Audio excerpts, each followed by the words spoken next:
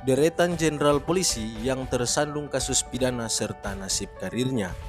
Beberapa kasus dugaan pelanggaran hukum juga turut menjerat sederet jenderal polisi. Saat ini juga sedang berjalan sidang kasus dugaan penyalahgunaan narkoba yang juga menyeret salah satu jenderal bintang 2 polisi yakni Teddy Minahasa. Namun beberapa waktu sebelumnya juga terdapat sejumlah kasus pidana yang membuat sederet jenderal polisi terlibat di dalamnya. Bahkan beberapa di antaranya juga harus mengakhiri karirnya dengan pemberhentian dengan tidak hormat alias PTDH. Berikut ini adalah sederet kasus yang sudah dijatuhi vonis yang menyeret nama-nama para jenderal polisi serta nasib karirnya usai divonis penjara.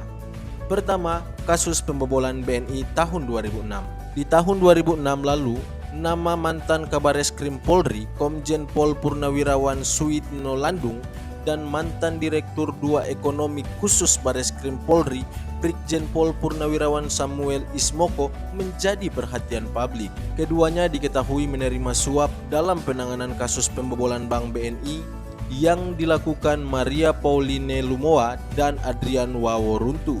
Dalam kasus ini, Komjen Pol Purnawirawan Suitno Landung dijatuhi pidana penjara selama 1 tahun 6 bulan atau 18 bulan, denda 50 juta rupiah karena terbukti melakukan korupsi melalui penerimaan mobil Nissan X-Trail dari Adrian Waworuntu.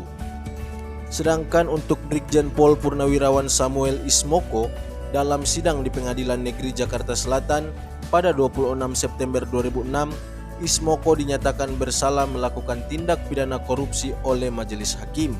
Dia pun divonis 1 tahun 8 bulan kurungan. Dia juga dihukum membayar denda 50 juta rupiah subsidiair 1 bulan penjara. Kedua, kasus pajak Gayus Tambunan tahun 2011.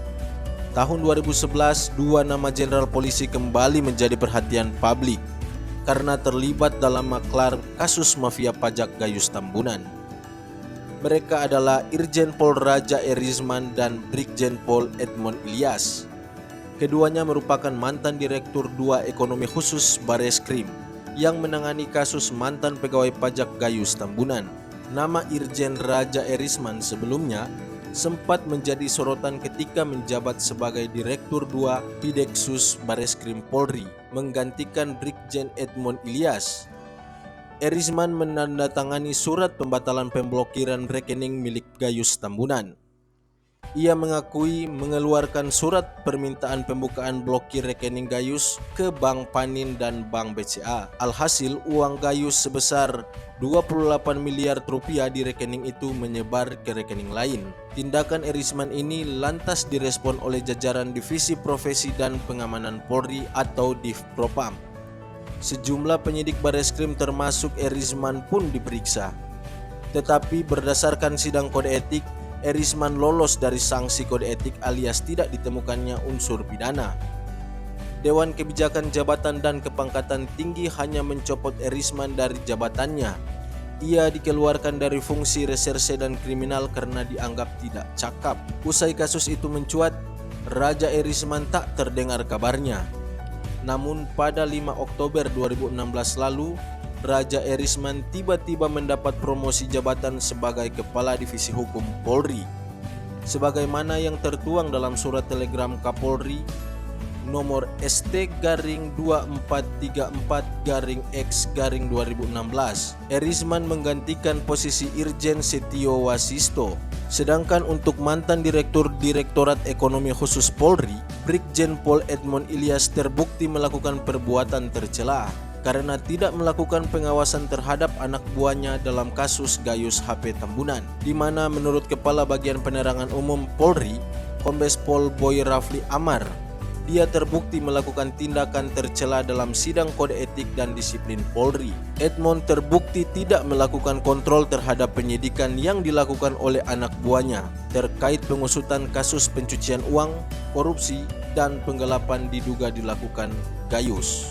Ketiga, kasus simulator SIM pada tahun 2012.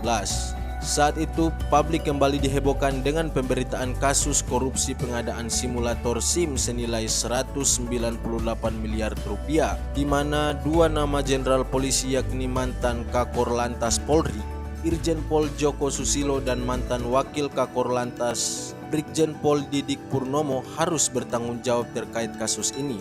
Joko Susilo divonis 18 tahun penjara, disita seluruh kekayaannya dan dicabut hak politiknya. Namun setelah melakukan upaya peninjauan kembali, Mahkamah Agung mengabulkan permohonan Irjen Joko Susilo sebatas aset yang dirampas. Tetapi MA tetap menghukum pidana Joko Susilo selama 18 tahun penjara. MA memerintahkan aset Joko Susilo sebelum waktu korupsi dikembalikan. MA hanya mengabulkan soal uang pengganti menjadi 32 miliar rupiah. Adapun kekayaan yang didapat sebelum terjadi kasus korupsi simulator SIM dikembalikan kepada terpidana. Sementara Didik Purnomo divonis 5 tahun penjara karena dinilai terbukti bersalah dalam kasus ini. Didik yang merupakan anak buah Kepala Korps Lalu Lintas Inspektur Jenderal Joko Susilo itu terbukti terlibat dalam kasus pengadaan simulator SIM roda 2 tahun anggaran 2011. Pada sidang vonis yang digelar pada Rabu 22 April 2015 lalu, selain hukuman penjara, Ketua Majelis Hakim Ibnu Basuki Widodo juga mendenda Didik sebesar 250 juta subsidiar 3 bulan kurungan. Ibnu juga mewajibkan Didik mengembalikan duit yang dikorupsinya senilai 50 juta rupiah. Keempat, kasus surat jalan Joko Chandra tahun 2020. Kini kita kembali mendengar nama 3 jenderal polisi dalam pusaran drama Joko Chandra, terpidana kasus Cesi Bank Bali. Sebelum ditangkap di Malaysia 30 Juli lalu, Joko Chandra diketahui sempat bebas keluar masuk Indonesia tanpa terdeteksi pada bulan Juni 2020. Bebasnya Joko Chandra berkeliaran di Indonesia pada bulan Juni lalu ditengarai berkat bantuan Brigjen Pol Prasetyo Utomo, Brigjen Nugroho Slamet Wibowo, dan Irjen Napoleon Bonaparte. Pada sidang di Mahkamah Agung, Prasetyo Utomo dijatuhi pidana oleh karena itu dengan pidana penjara selama 2 tahun dan 6 bulan. Dengan putusan tersebut, masa hukuman Brigjen Prasetyo berkurang 6 bulan. Berdasarkan situs Mahkamah Agung, sunat ini diberikan atas peninjauan kembali yang dilakukan tim kuasa hukum terpidana ke Pengadilan Negeri Jakarta Timur pada 7 Februari 2022 atas jenis perkara pemalsuan surat dan diputus Majelis Hakim MA pada 12 April 2022. Buntut kasus tersebut, pada Juli 2020, Brigjen Nugroho Slamet Wibowo yang saat itu menjabat sebagai Sekretaris NCB Interpol Indonesia dimutasi sebagai analis kebijakan utama bidang Jianbang Lemdiklat Polri. Sementara itu, mantan Kepala Divisi Hubungan Internasional Polri, Irjen Napoleon Bonaparte, pada tingkat banding kembali diperkuat oleh PT Jakarta. Napoleon tetap dinyatakan bersalah menerima suap dari Joko Chandra dan harus menjalani hukuman 4 tahun penjara. Menguatkan putusan Pengadilan Tindak Pidana Korupsi pada Pengadilan Negeri Jakarta Pusat yang diminta banding tersebut, memerintahkan agar masa penangkapan dan penahanan yang telah dijalani oleh terdakwa dikurangi seluruhnya dari lamanya pidana yang dijatuhkan. Demikian bunyi putusan Pengadilan Tinggi Jakarta yang dilansir web MA. 5. Kasus pembunuhan Brigadir Joshua Huta Barat tahun 2022. Kasus pembunuhan Brigadir Joshua Huta Barat sempat membuat tingkat kepercayaan masyarakat terhadap institusi Polri anjlok. Sebelum Kadif Propam Mabes Polri Irjen Pol Verdi Sambo ditetapkan sebagai tersangka. Dalam sidang kode etik, ex-Kadif Propam Polri Irjen Pol Verdi Sambo oleh tim KKEP menjatuhkan sanksi PTDH terhadapnya usai persidangan pada Jumat 26 Agustus 2022 lalu. Sambo dinilai terbukti melakukan sejumlah pelanggaran kode etik terkait kasus pembunuhan Brigadir J. Ia dianggap berperan aktif melakukan rekayasa kasus hingga menghalangi proses penyidikan terkait dugaan pembunuhan Brigadir J.